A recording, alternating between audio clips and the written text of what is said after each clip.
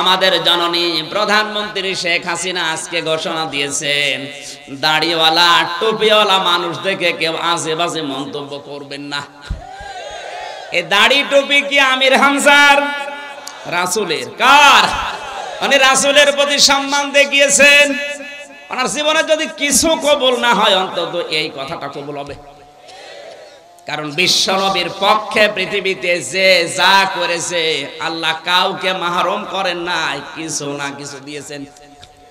নবীজির আপন চাচা আবু লাহাব, এই লোকটার মতো নবীকে কষ্ট দিয়েছে পৃথিবীতে আমি আর কাউকে পাইনি। কারণ তার পুরা জীবন পড়ে দেখেছি, সব চাইতে বেশি কষ্ট দেওয়ার কারণে আল্লাহ তার নাম ধরে একটা সূরা দিয়েছেন, সূরা লাহাব। কোন সূরা? আল্লাহ তাআলা বলেন, তাব্বাত ইয়াদা আবি লাহাবি ওয়া তাব। শব্দের দিকে খেয়াল করেন। তাব্বাত ইয়াদা নে ছিল 2 বছরের কারণে নুনটা পড়ে গেছে।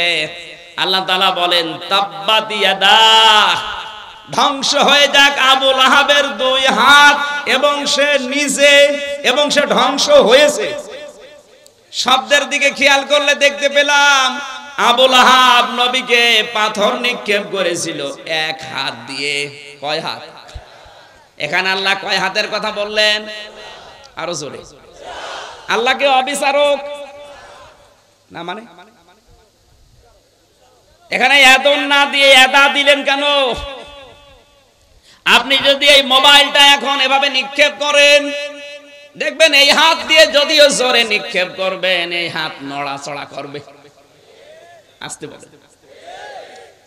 আবু লাহাব পাথর ঠিক নবীর দিকে এভাবে নিক্ষেপ করেছিল, কিন্তু ওর এই হাত, এই বামটা নড়াচড়া করে শক্তি জুগিয়েছিল।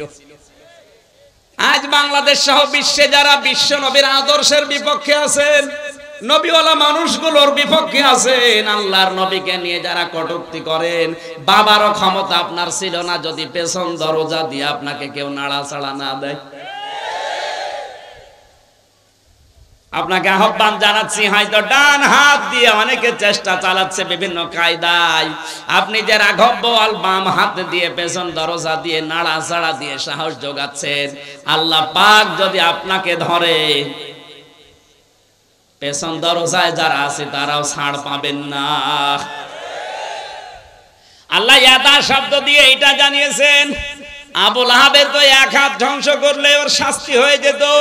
ওর ডান হাত ব্যবহার করে নবীকে কষ্ট দিয়েছে, বাম হাতটা আমি ধ্বংস করলাম এই কারণে, কারণ ওই হাত একটু নড়াচড়া করে সাহস জুগিয়েছিল, শক্তি জুগিয়েছিল। এতটুকুই না, ও যার উপরে ভর করে এই কাজ করতো, ওর প্রভাব প্রতিপত্তি ছিল, টাকা পয়সা ছিল, এই কারণে আল্লাহ পরবর্তী আয়াতে দিয়েছেন, মা গনানুহু মালুহু ওয়া মা কাসাব। যার উপরে নির্ভর করে নবীর বিরুদ্ধে অবস্থান নিয়েছো, তোমার ওই টাকা পয়সা কোনো কাজে আসবে না যেগুলো তুমি অর্জন করেছিলে। আবু লাহাব ওই সময় ছিল ওই দেশের ধর্মমন্ত্রী। কি ছিল? আসতে বলেন। ওর ধর্মমন্ত্রীকে পর্যন্ত আল্লাহ ছাড়েননি। অমা কাসাবা, সে যা অর্জন করেছিল, টাকা পয়সা, ক্ষমতা, প্রভাব প্রতিপত্তি, কার পেছনে লাগার কারণে? নবীজির। জোরে বলুন। আল্লাহ তো শেষ করতে পারতেন এই 2টা আয়াত দিয়ে। আল্লাহ তাআলা বলেন, সায়াসলানা রং যাতালাহাব। এত রাগ আমার আল্লাহ, এত ঘৃণা তার উপরে প্রদর্শন করেছেন, এই 2টা আয়াত দিয়ে আল্লাহ এই সূরা শেষ করেননি। আল্লাহ সিন দিলেন, সিন, সাউফা, কদ, লাম, এরকম 13টা শব্দ আছে আরবি গ্রামারে। কোন সেন্টেন্সের আগে যদি একটা আসে, অর্থ হয় অতি তাড়াতাড়ি। আল্লাহ তাআলা বলেন, অতি শীঘ্র ওকে আমি আল্লাহ জাহান্নামের অগ্নিশিখায় প্রবেশ করাবো, অমরাত এবং তার স্ত্রীকেও। প্রশ্ন আসতে পারে, তার স্ত্রীর দোষ কি নাকি? আবু লাহাবের স্ত্রীর 2টা দোষ ছিল। 1 নম্বরে নবীজির আপন চাচী সব সময় ঘরের কথাগুলো যা শুনতো, ওগুলো বাইরে যে মানুষের কাছে প্রকাশ করে দিত। দুই নম্বরে নিজের স্বামীকে দিয়ে সব সময় নবীকে কি করে কষ্ট দেওয়া যায়, দুঃখ দেওয়া যায়, এই বুদ্ধি পরামর্শগুলো বাড়িতে বসে বসে স্বামীকে দিত। আজও বাংলাদেশে অনেকে টকশো করে দেখবেন বসে বসে আল্লাহর নবীর বিরুদ্ধে কথা বলে, যারা আছে ওদের কারো বলার জন্য উদ্বুদ্ধ করে। অত জোরে বলার দরকার নেই, আসতে বলে। আমার তো মনে হচ্ছে আপনি আবুল আহাবের স্ত্রী উম্মে জামিল, এই মহিলার ছোট বোন, আসতে বলে। আবুল আহাবের স্ত্রীর সবচাইতে মারাত্মক অপরাধ দুনিয়ায় ছিল এই মহিলা তালাতালি করা ভালোবাসতো। তালাতালি বোঝেন? বোঝেন না? একজনের কথা আর একজনের কাছে লাগিয়ে সম্পর্ক নষ্ট করা। এটা তো এ নওগাঁয় নেই, আছে মানে এটা বেশি।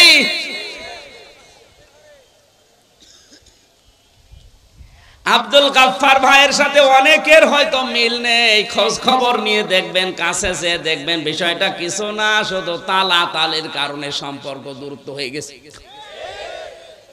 তালাতালি করা কত বড় মারাত্মক অপরাধ। আল্লাহর নবী বলেন, যে এলাকায় মানুষ তালাতালি করে ওই এলাকার মানুষের দোয়া কবুল আল্লাহ বন্ধ করে দেয়। আমরা এত বিপদে পড়ার পরে দোয়া করলে কবুল হচ্ছে না, আমার মনে হয় তালাতালি করা কোন লোক এলাকায় আছে না? নেই। এটা মেয়েদের ভেতরে বসে এক জায়গায় বসলে শুধু আসতে বলে। আমি একটা হাদিস বলছি, এবার শোনেন, তিরমিজি শরীফের হাদিস। আল্লাহর নবী বলেন, কিয়ামতের দিন আল্লাহ 5 প্রকার মানুষের দিকে ফিরে তাকাবেন না। আপনি কি লক্ষ্য করলেন কি বললাম? কিয়ামতের দিন 5 প্রকার মানুষের দিকে আল্লাহ ফিরেও তাকাবেন না। তার 1 নম্বরে যারা তালাতালি করে দুনিয়ায়। কারা আছেন এই চরিত্রের? হাত তোলেন তো।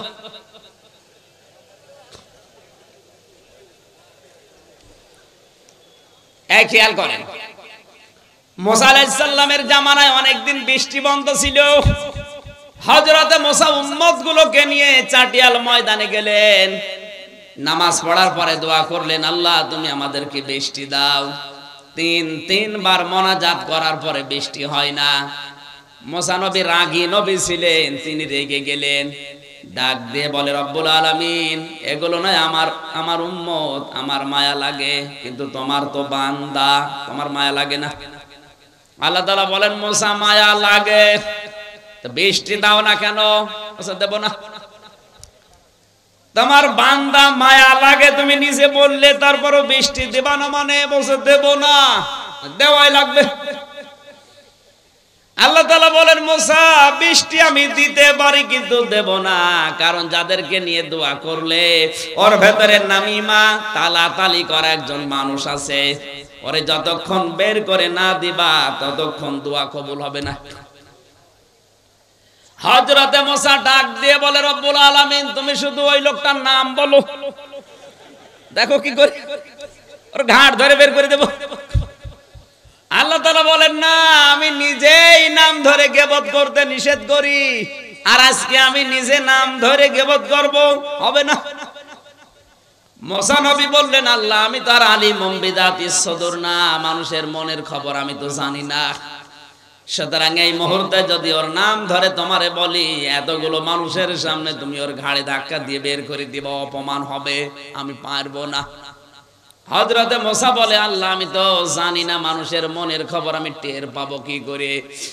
আল্লাহ তাআলা বলেন, মুসা তোমাকে আমি কয়েকটা সিমটম বলি, তার ভেতরে 1 নম্বরে তুমি সবাইকে নিয়ে তাওবা নাসুহা করো। মন থেকে যদি সবাই তাওবা করে, ওই লোকটাও তাওবা করবে। আর যারা মন থেকে তাওবা করে তাদেরকে আমি আল্লাহ বেগুনাহ ব্যক্তির মতো বানিয়ে দেই। সবাইকে নিয়ে তাওবা করার পরে এবার মোনাজাত করলেন। মোনাজাত শেষ হতে দেরি, আমার আল্লাহ বৃষ্টি নাজিল করতে দেরি করলেন না। সুতরাং এখানে যদি কোনো তালাতালি করা, একের কথা অন্যের কাছে লাগানো, সম্পর্ক নষ্ট করা কোনো লোক থাকেন, আপনি চলে যান, নয়তো আজকের মাহফিল, আজকের মোনাজাত সব মাঠে মারা যাবে। চলে যান ভাই, দেখেন তো কেউ যাচ্ছে কিনা। যেটা যাবে বুঝবেন ওইটা ওই 2 নাম্বার না, এটা বাদ দেওয়া লাগবে। আমি হাসির খোরাকি দেইনি, এটা বাদ দেওয়ার দরকার আছে না? আপনাকে কিয়ামতের দিন আল্লাহ ঘুরেও দেখবে না যে আপনি আল্লাহর বান্দা ছিলেন না বান্দি ছিলেন, তাকাবেই না। কয় প্রকার মানুষ? 1 নম্বরে যারা এই তালাতালি করে, কিছু দেওয়ার পরে খোঁটা দেয়। 2 নম্বরে যারা অহংকার করে টাকনুর নিচে কাপড় পরিধান করে। বিজ্ঞান এখন তথ্য দিয়েছে 1500 বছর আগের এই হাদিসটা, মাস ফালা মিনাল কাবাইনি মিনাল ইজারি ফিন্নার। তোমার টাকনুর নিচে লুঙ্গি পায়জামা প্যান্ট দ্বারা যেগুলো ঢাকা থাকবে ওইটা জাহান্নামে না চলে জান্নাতে আসবে না। কেন বললেন? নবীজির এই কথাকে বিজ্ঞান পরীক্ষা করে দেখেছে, মানুষের এই টাকনুর নিচে যে ছোট্ট একটা রগ আছে ওটা খুব মোলায়েম। ওটা যদি বারবার, এটা মেয়েদের পুরুষের কিন্তু আবার আলাদা। পুরুষের ক্ষেত্রে এই জায়গাটা আলো বাতাস লাগা দরকার। এই যে রগটা যদি বারবার আপনার লুঙ্গি প্যান্ট পায়জামা দ্বারা বারবার ওখানে ঘর্ষণ লাগে, তাহলে প্যারালাইসিস হওয়ার অথবা ক্যান্সার হওয়ার সম্ভাবনা আছে। বিজ্ঞান এই ছোট্ট হাদিস গবেষণা করে অনেকে আজ মুসলমান হয়ে গেছে। আশা করছি আপনি এই হাদিসটা আমল করবেন, শুধু নামাজের সময় না, সব সময় না, নামাজের সময়। 3 নম্বরে যারা বৃদ্ধ জিনাখোর, বুড়ো জিনাকারী, এটা এখন বাংলাদেশে দিন দিন বেড়ে যাচ্ছে। যুবক মানুষ নাকি খেপে গেলে তারে ঠেকানো যায় হাদিস কোরআন বলে, আর বুড়ো মানুষ খেপলে নাকি ওরা বাঁশ মেরেও ঠেকানো যায় না।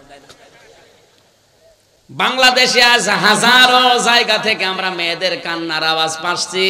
যাদের রুম থেকে কান্নার আওয়াজ আসে যুবক মানুষ না, দেখবেন বুড়ো মানুষ। আসতে বলেন। আজকে দিনাজপুরের ডিসির নাম বেরিয়েছে, জামালপুরের ডিসির কথা নয়, বাদই দিলাম। এগুলো কি যুবক না বুড়ো? আসতে বলেন। এই জন্য আমার যতটুকু ধারণা, আমার যতটুকু মনে হয়, এই দেশে যাদের সম্পদ আছে, ধনী মানুষ, ওর একটা বিয়ে করলে হবে না, ওর কমপক্ষে 3-4টা বিয়ে করা লাগবে, তাও হবে না। না, এদেশে যদিও সামাজিক অবস্থায় এটা নেই, একটার বেশি 2টা বিয়ে করলে মানুষ উল্টা চোখে দেখে। কথা বলেন না কেন?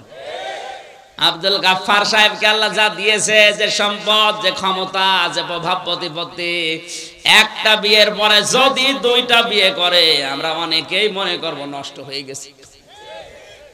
ওনার দ্বারা এখন কিন্তু একটা না, আমার মনে হয় একটা বউ থাকে ঢাকায় আর একটা নজিপুরে থাকা দরকার। এ কথা বলছেন না? আজ হাজারো ধনী মানুষের চরিত্রগুলো আপনি লক্ষ্য করে দেখবেন, এদের যে চরিত্র, কিয়ামতের দিন আল্লাহ এদের দিকে তাকাবে না, কারণ অধিকাংশ বুড়ো মানুষ জিনাখোর। 4 নম্বরে অহংকারী ফকির। ফকির আবার অহংকারী হয়? আছে। ফকির অহংকারী বলতে এখানে কি বুঝলেন হাদিস? এই ফকির মানে যারা ভিক্ষা করে এই ফকির না, এই ফকির হচ্ছে পৃথিবীর সব বান্দা বান্দি আমার আল্লাহর কাছে ফকির। এমন সময় কারেন্ট গেল, জেনারেটর নেই,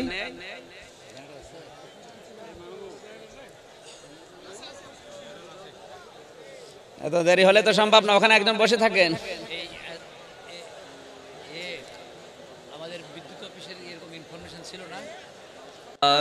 ইলাহা ইল্লাল্লাহ সুবহানাল্লাহ আলহামদুলিল্লাহ লা ইলাহা ইল্লাল্লাহ সুবহানাল্লাহ আলহামদুলিল্লাহ লা ইলাহা ইল্লাল্লাহ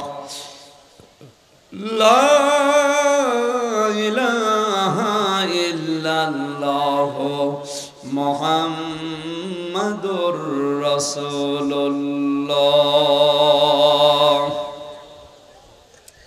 আমার ভাইরা, আল্লাহ রাব্বুল আলামিনের তুলনায় আমরা যারা পৃথিবীতে আছি, আল্লাহ বর্ণনা দিয়েছেন আল্লাহুল গনিয়্যু ওয়া আনতুমুল ফুকারা। হে পৃথিবীর মানুষেরা, আমি আল্লাহ শুধুমাত্র ধনী, তোরা সব ফকির। আল্লাহর তুলনায় আমরা কি? আরো জোরে। শুধু ফকির না, ফকিরের ঘরের ফকির। ফকির না আমরা? এই জন্য ফকির যারা আমরা, আমাদের অহংকার সাজে না। কি হনু রে, হনুমান হয়ে গেছে। অহংকার যাদের ভেতরে পয়দা হয়, এটা দূর করা লাগবে, নয়তো কিয়ামতে আপনি আল্লাহর নজর পাবেন না।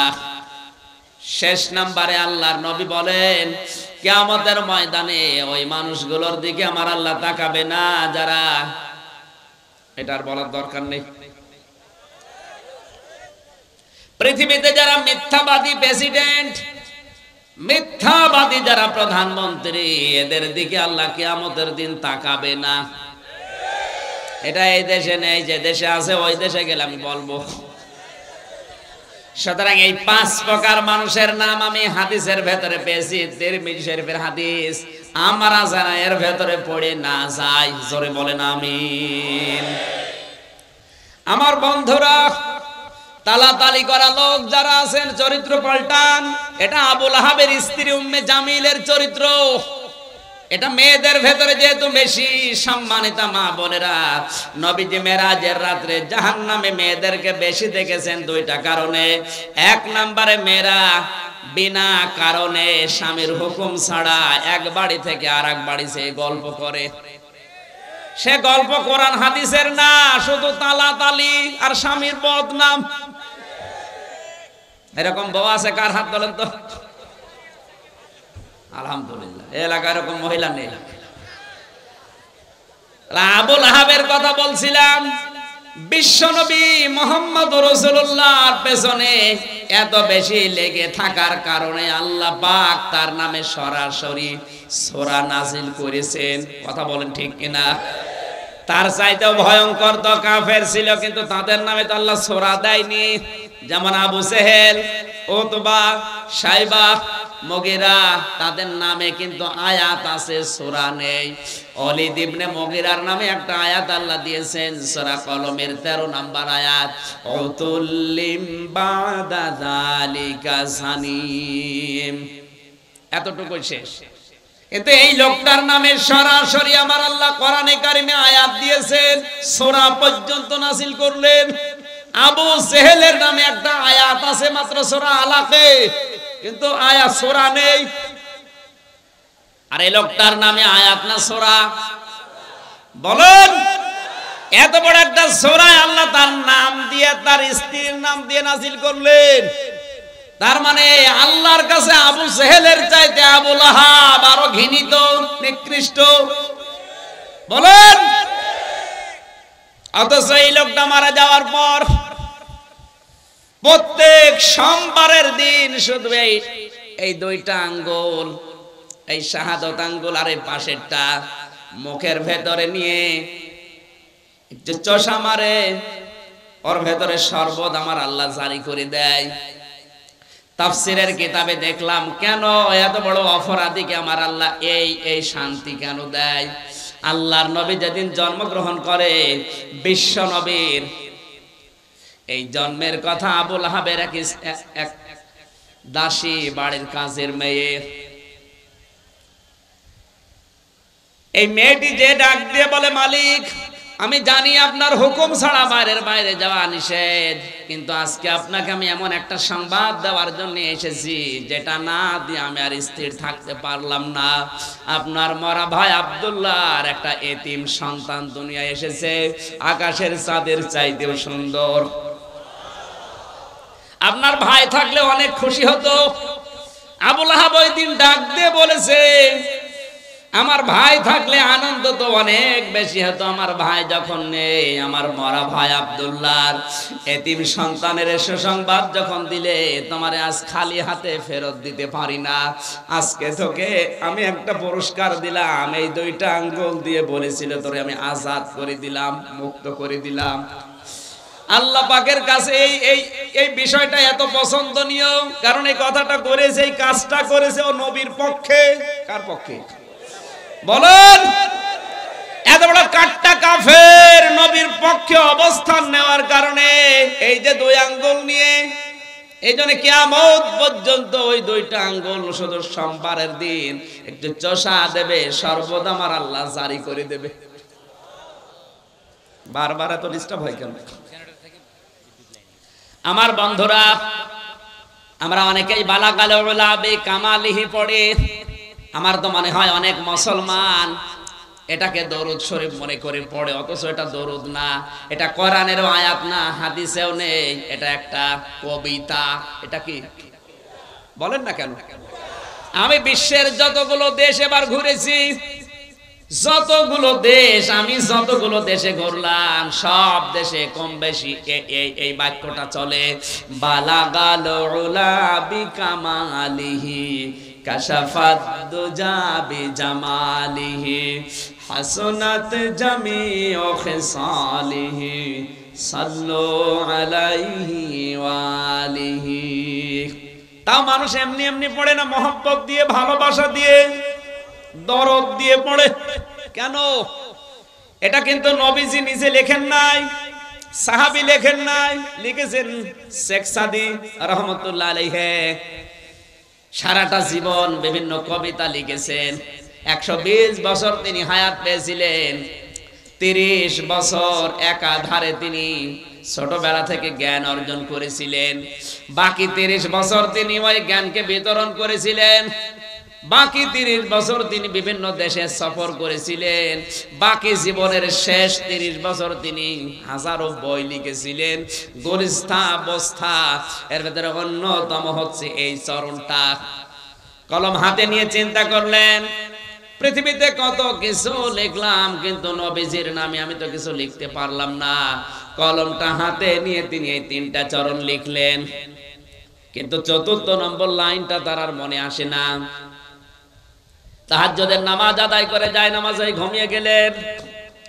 গভীর রজনীতে বিশ্বনবী এসে ডাক দিয়েছে, সাদি কি লিখছিলে দেখাও। হযরতে শেখ সাদি বলে, হে রাসূল, জীবনে বহু কবিতা লিখেছি, কোনোদিন আমার কলম থেমে যায়নি। আজকে আপনার নামে লিখতে গিয়ে দেখি 3য় নাম্বার লাইনের পরে আমার আর মনে আসে না।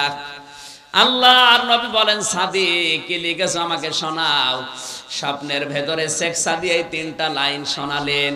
নবীজি বললেন, সাদি কলম হাতে নাও, 4র্থ নম্বর লাইন আমি নবী নিজে বলি, তুমি লিখে নাও, সাল্লু আলাইহি ওয়া আলিহি। জোরে বলেন আল্লাহু আকবার। হযরতে শেখ সাদি জীবনে কত কিতাব লিখলেন, ওগুলোর নামও কেউ জানে না অনেকে। গুলিস্তা বস্তার ভেতরে হাজারো চরণ আছে, কেউ কোনোদিন পড়েও দেখে না। অথচ এই 4টা লাইনের ভেতরে একটা লাইন মাত্র নবীজি নিজে বলেছিলেন।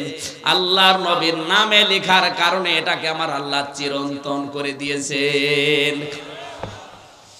বাংলার মুসলমানেরা, এজন্য আমাদের উচিত হবে কোন সময় যেন নবীজির আদর্শের উপরে, বিশ্ব নবীর কণ্ঠের উপরে তার আওয়াজ যেন আমাদের আওয়াজ উপরে না যায়। তার আচরণগুলো যদি আপনার খারাপ লাগে আপনি চুপ থাকবেন, যদি ভালো না লাগে চুপ থাকবেন। আপনি বিরুদ্ধে অবস্থান নিলে কখন আপনার ঈমান আমল ধ্বংস হয়ে যাবে আপনি টেরও পাবেন না। বারবার কারণ একবারের জেনারেটরে চালান।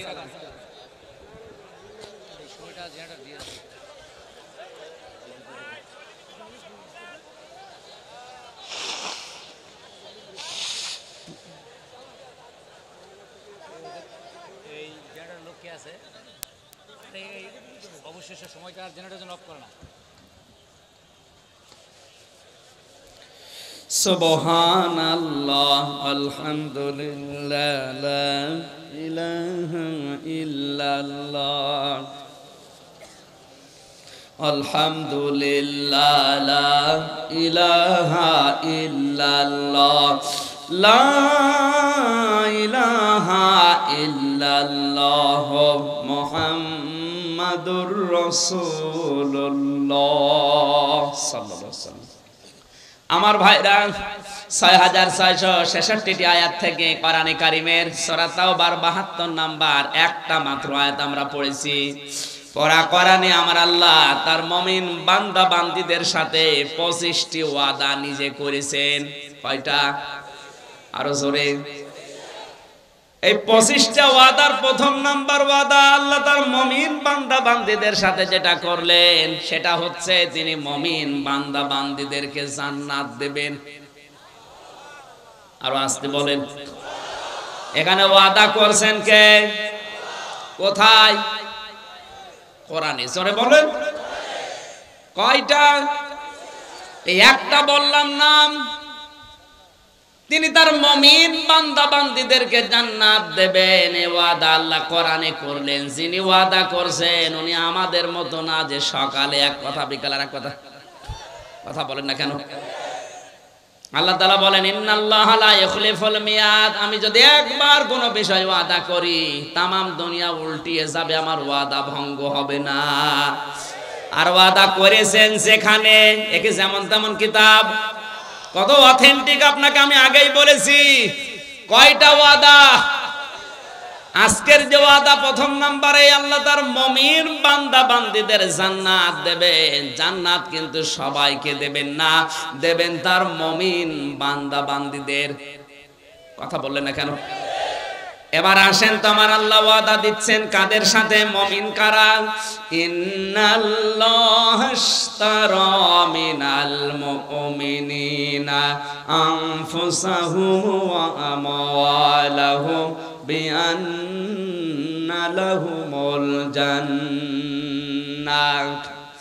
সূরা তাওবা 111 নম্বর আয়াতে আল্লাহ তাআলা বলেন অবশ্যই আমি আল্লাহ ক্রয় করে নিয়েছি আমার মুমিন বান্দা বান্দীদের কাছ থেকে তাদের জান আর মাল বিনিময়ে তাদেরকে আমি আল্লাহ জান্নাত দিয়ে দিয়েছি।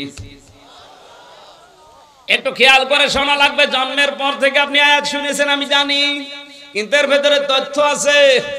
এখানে সরাসরি ক্রেতাকে, এই জবান খোলেন না কেন?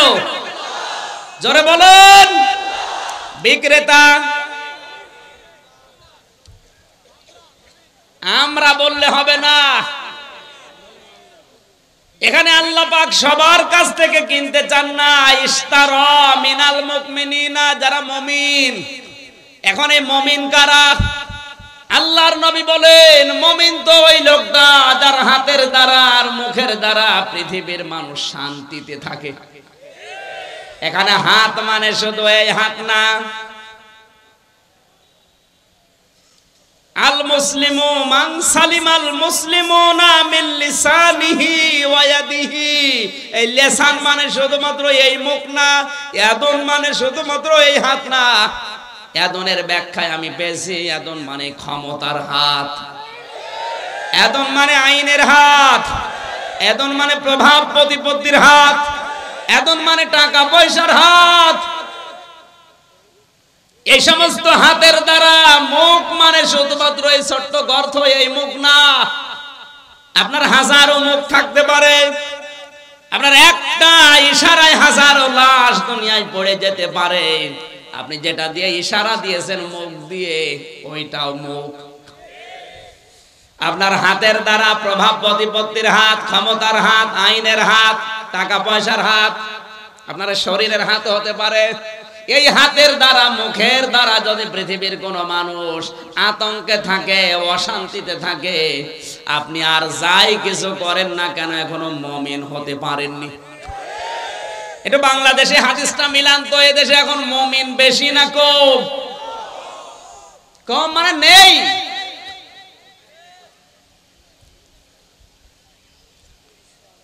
আমরা মনে করি এই দেশে 96% মুসলমান, এরপরেও দেশে ইসলাম কায়েম হয় না কেন?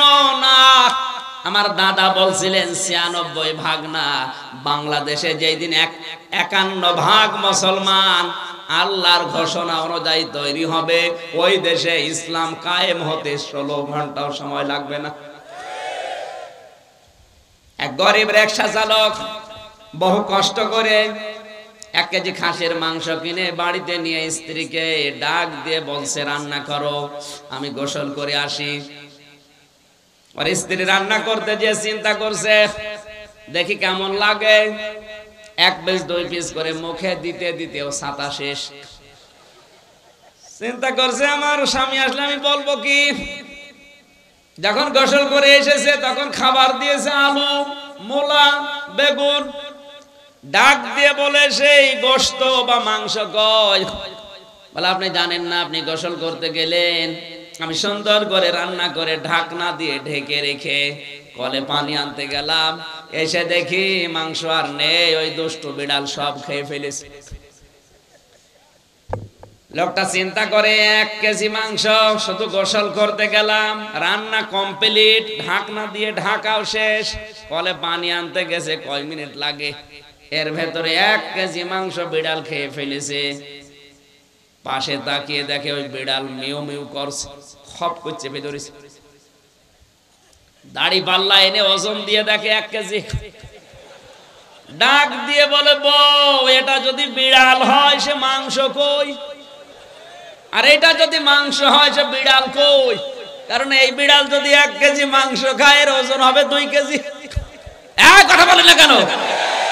51 ভাগ মুসলমান যদি হযরত ইব্রাহিম নবীর আদর্শ নিয়ে তৈরি হয়, 96 ভাগ লাগবে না। আপনি মুমিন দাবি করলেই হবে না। অনেকেই মনে করে ছোটবেলায় আমার খাতনা করা আছে, আমি মুমিন না। মুমিনকে শুধু খাতনা করে দিলে যদি মানুষ মুসলমান হয়, তে ছাগল তো বড় মুসলমান। ছাগলের খাতনা করা নেই না, সম্ভব না। আল্লাহ তাআলা জাত তার কাছে কিনবেন, অত পাগল আমার আল্লাহ না। আল্লাহ কিনতে চায় শুধুমাত্র কারটা, আরো জোরে। সুতরাং আপনি যদি মুমিন না হয়ে মাদ্রাসা বানিয়ে দেন, আপনার মাদ্রাসা আল্লাহ নেবে না। কারণ আল্লাহ নিতে চাই মিনাল মুমিনিনা, মুমিনদের কাছে। আল্লাহর টাকা পয়সা দরকার না, আল্লাহর দরকার আপনার ইচ্ছাটা। এই কথা বলে না আমার ভাইরা, এখান থেকে আপনি শিক্ষা নেওয়া লাগবে।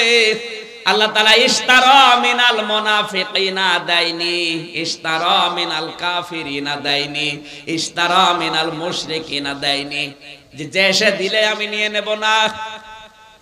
আল্লাহর যদি সম্পদের খুব বেশি দরকার হতো, তাহলে তো কারুনের সম্পদ আল্লাহ কিনে নিত। আপনি আর কয় টাকার মালিক হয়েছেন? কারুনের যে সম্পদ ছিল, কোরআনে কারিমে আল্লাহ একটু টাচ দিয়েছেন মাত্র।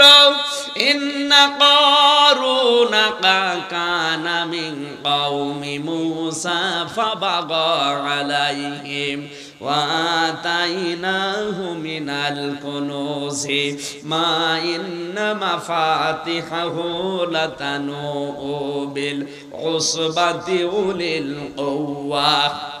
সূরা কসস 20 নম্বর পারা 13 নম্বর পৃষ্ঠা 12 নম্বর লাইন 10 নম্বর লাইনের 76 নম্বর আয়াতে আল্লাহ জানিয়েছেন, কারণ মুসা নবীর অবাধ্য ছিল, তাকে এত সম্পদের মালিক আমি আল্লাহ বানিয়েছিলাম।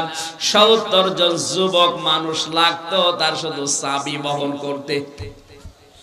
70 জন যদি যুবক লাগে চাবি বহন করতে, তো তালা বহন করতে কতজন লাগবে? আর যদি তালা এত হয়, তো বাক্স কত ছিল? আল্লাহর সম্পদের দরকার হলে আপনার কথা আল্লাহ বলতো না কোরআনে, তাহলে কারণের নাম দিয়ে দিত। কথা বলেন না কেন? বাংলাদেশের দিকে যদি আল্লাহ আয়াতটা দিত, তাহলে কিছু মানুষের নাম আল্লাহ উল্লেখ করে দিত। মুসা বিন শমশেরের নাম বলতো, সালমান এফ রহমানের নাম বলতো, আকিজ কোম্পানির নাম বলতো। আপনি কয় টাকার মালিক, আপনাকে তারা 10 বার না 100 বার 1000 বার কিনতে পারে, বেচতে পারে। আমি আকিজ কোম্পানির আদ্দিন হাসপাতাল, যেটা আকিজের বড় ছেলে ডাক্তার মহিউদ্দিন, ঢাকা মগবাজারে আদ্দিনে আমি জমান নামাজ পড়াই মাসে 2 বার। আমি দেখেছি ওদেরকে আল্লাহ যে সম্পদ দিয়েছে। বাংলাদেশের ভেতরে এখন ওরা 3 নাম্বার ধনী। 10টা ধনী যদি থাকে পুরা দেশে, ওনারা আছে 3 নাম্বারে। আর আপনার তো নামই নেই, আছে? তাহলে আপনি তো ওর ভেতরেই নেই। তাহলে ইশতারা মিনাল মুমিনিনা, আল্লাহ কিনতে চান, কিন্তু সবারটা না। কার? আরো জোরে। এই মুহূর্ত থেকে সিদ্ধান্ত নেওয়া লাগবে। আপনি যদি আল্লাহকে কিছু দিতে চান, এখন থেকে আপনাকে আগে মুমিন হওয়া লাগবে। আল্লাহ বলেন আমি আল্লাহ কিনতে চাই মুমিনের কাছ থেকে। কি কিনবো? তার জান আর মাল, বিনিময়ে যেটা দিতে চাই তার নাম জান্নাত। আমরা পৃথিবীতে বেচা কিনা করার সময় দেখি একজন ক্রেতা থাকে, একজন বিক্রেতা থাকে, একটা সম্পদ থাকে আর একটা মূল্য থাকে। এখানে সরাসরি ক্রেতাকে, বিক্রেতা মুমিন। আরো জোরে বলুন। এবার আসেন আলহাজ আব্দুল গাফফার পত্নীতলা বাজারে গিয়ে যদি বাজার করতে গিয়ে দেখে পচা মাছ, 5টা দোকানদার আছে, 5 জনেরই পচা মাছ। দরকার হয় মাছ কিনবে না, তাও ফিরে আসবে। আসতে বলে ওনারে আল্লাহ কতটুকু মেধা দিয়েছে। এই মেধা দিয়ে যদি পচা মাছ কিনতে রাজি না হয়, ওনাকে যিনি বানিয়েছেন আমাদের মালিক, তার মেধা কম। উনি যখন কিনতে চাই কোনো কিছু, পচা জিনিস, পচা সম্পদ, পচা জীবন কিনবে। আরো জোরে বলুন। প্রথম শব্দটা হচ্ছে আনফুসাহুম ওয়া আমওয়ালাহুম। আল্লাহ কিনতে চাই মুমিনের কাছ থেকে প্রথমে তার জীবনকে। নফসের বহুবচন আনফুস। এখন নফস কাকে বলে? আজকে বাংলাদেশে এই নফসকে অপবিত্র করার জন্য সবচাইতে বড় মাধ্যম হচ্ছে গুজব। নফস অপবিত্র নফসকে বলা হয় আল হারবুন নাফস। অপবিত্র নফসকে বলা হয় আল হারবুন নাফস। মানুষের ভেতরে আমরা দেখতে পাই 3 প্রকার মানুষ আছে: সোজা, সরল সোজা আর বোকা। কথা বুঝতেছে? সরল সোজা মানে একেবারে আদবদ নেই, দুনিয়ার সেরকম কিছু বোঝে না। সরল সোজা মানে মুমিনদের টার্গেট করে আল্লাহ শব্দটা দিয়েছে। আর বোকা বা দুষ্ট বুদ্ধি সম্পন্ন লোক, যাদের অন্তরের ভেতরে গুড় আছে, এরাই ফিতনা ফাসাদ তৈরি করার জন্য মাঝে মাঝে বিভিন্ন বিষয় নিয়ে গুজব ছড়ায়।